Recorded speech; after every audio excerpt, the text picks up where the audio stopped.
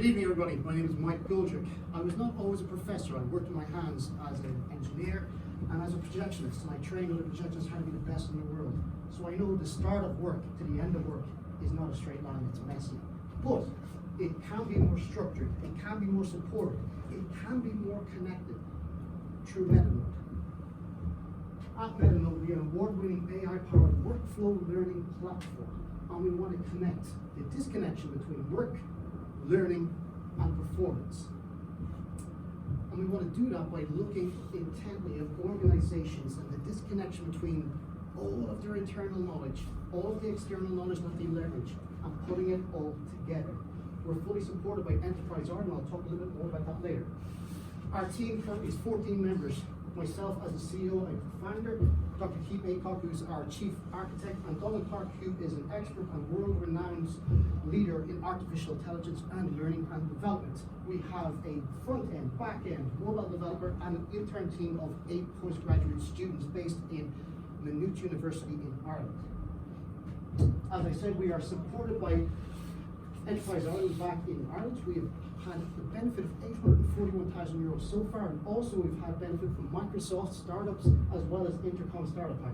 We have not leveraged that just yet because we haven't needed to, but we will. So what is it? What does it look like? What does it do?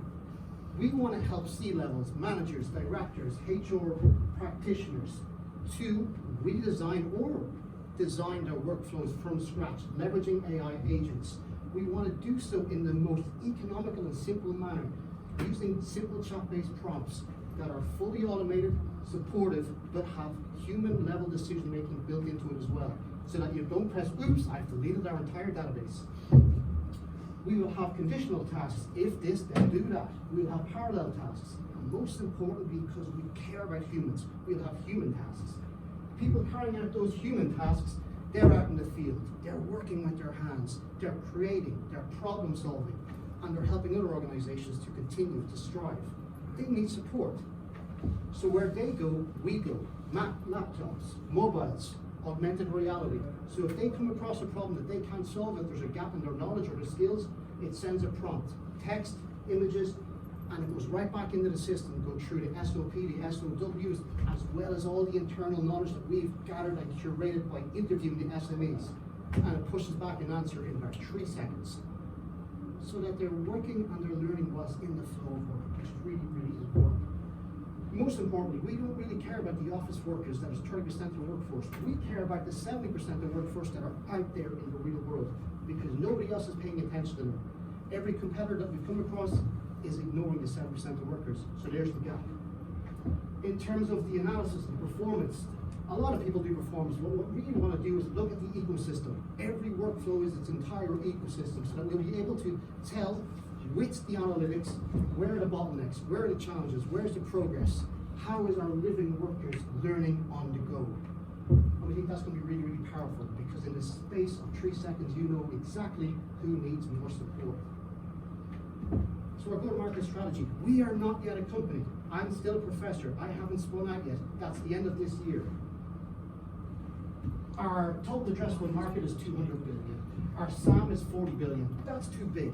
We have to go with our beachhead strategy. We need to start, we need to build trust, and then we need to scale. We're looking primarily geography of Ireland, UK, Europe, GCC. I'm based in Abu Dhabi, but I'm looking at Hong Kong, and I think there's a really good opportunity for test beds here. Healthcare, maybe 5, hospitals, maybe 1, and build up from there. We already have early test beds in Dubai Institute of Fine Art and Southern Alberta Institute of Technology. I'm a government appointment AI expert with the Hubei government, and that's how I got in the door there. We're lean, we're motivated, we're hungry to get in, and it's a really, really exciting time. The nature of learning has changed, the nature of work has changed, and with AI-powered agent workflows, the whole game has changed. In terms of our next steps, we are looking again to compromise our entire profit in terms of what we're going to look at. Enterprise Ireland, we're going to give us 400 grand.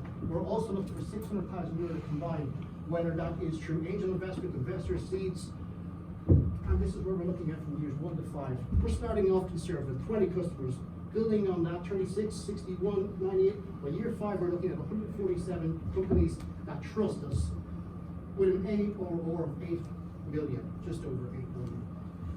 Our average customer contract we estimate to be €55,000.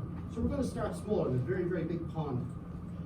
And we're excited to get started with that, and we love the opportunity. And that's my story.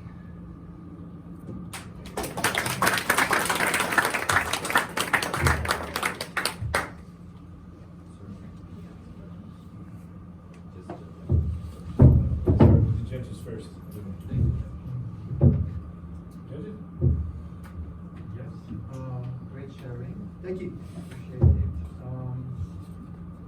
One question from me is, you're targeting the so-called like off-office workers, right? Yes.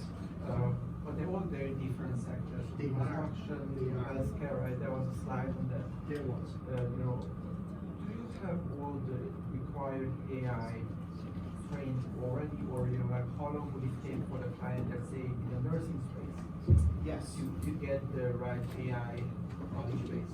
So what we do in the space of 2 weeks, we go in and we interview all the SMEs, and we gather all of that through qualitative and quantitative thematic analysis. So we determine the entire ecosystem of that organization, and we feed that into the engine.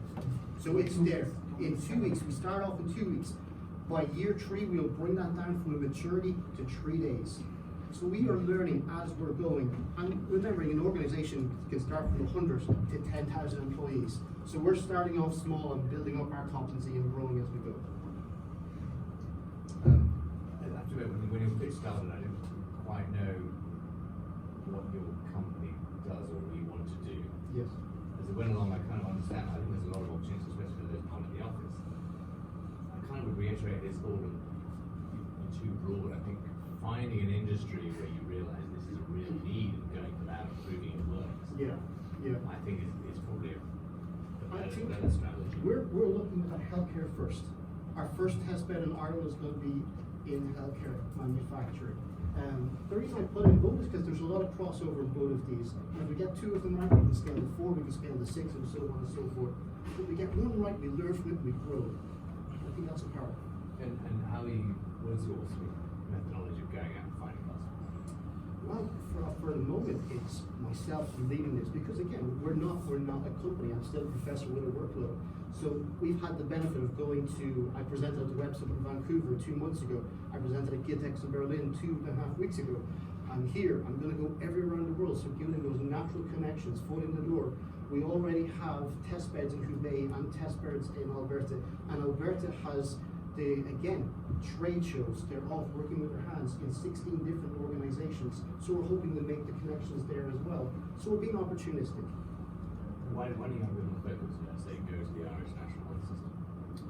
Use your leverage the enterprise island, find what they have, focus on that, fix that first. We possibly can do that. That's what we're looking at the moment as a primary target. That's where we are. We're going NDA, so I can't look. That's exactly what we're doing. But I think there's no harm going around the world and seeing what else can we do, especially for partnerships. We were approached on the basis of GITEX in Berlin by an augmented reality company, so we're now exploring that as well.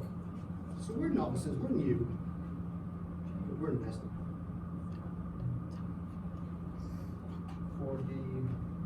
For the average contract size, you mentioned it would be around 55,000 euros.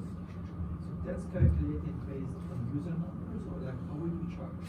Yes, so that will be based on user numbers in the organization as well as customization and in terms of our own expertise in going in and working with the company from the ground up. So that's calculated for like how many users? Let's say 55,000 for 1 year, I believe. Yes, so we're looking at a maximum in that category of 250 users. 250 users.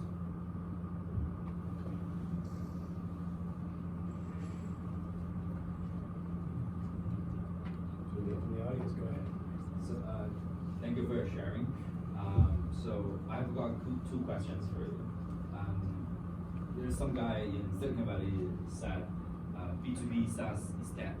Yes. What do you see? And I mean, in terms of workflow, everybody now is moving to agentic AI instead of like traditional workflow. What do you think? Why you still need to put so much effort on workflow? 12 months ago, it was AI first companies. Now it's agentic companies. 6 months' time it's going to be something else. Our technology has been built from the ground up for the last 18 months with over 1 million lines of code. It's robust. It leverages the cutting edge agentic AI with a cognitive model that I've put in 16 months of my life in terms of the pedagogic benefits of learning outside of an organization's, primary kind of work center. So we know perhaps the benefit of this, and when you say SaaS is dead, that's just one person. I don't think it is. What was your starting point to actually come up with this business idea and how to build? Or, this is your first Yes. startup? Yes. Or you've been a serial entrepreneur? Yes. Well, no. I first started. I'm a professor of psychology and technology. So when we go out, I train trainers how to be trainers. And we noticed that training is not effective. You go to a training seminar, you go to a course, and within 6 weeks, a lot of that information and knowledge is gone because it's not there when you need it. So that point of, of need, that learning whilst in the flow is something that has always triggered a response and a curiosity. Can we solve that problem? Don Clark's been in that game for 45 years, and it's only now the technology is caught up to his ideas, my ideas, and my co-founder's ideas. So I think now is the most opportune time to realize that yes, we can solve that particular problem. John, okay, thank you very much.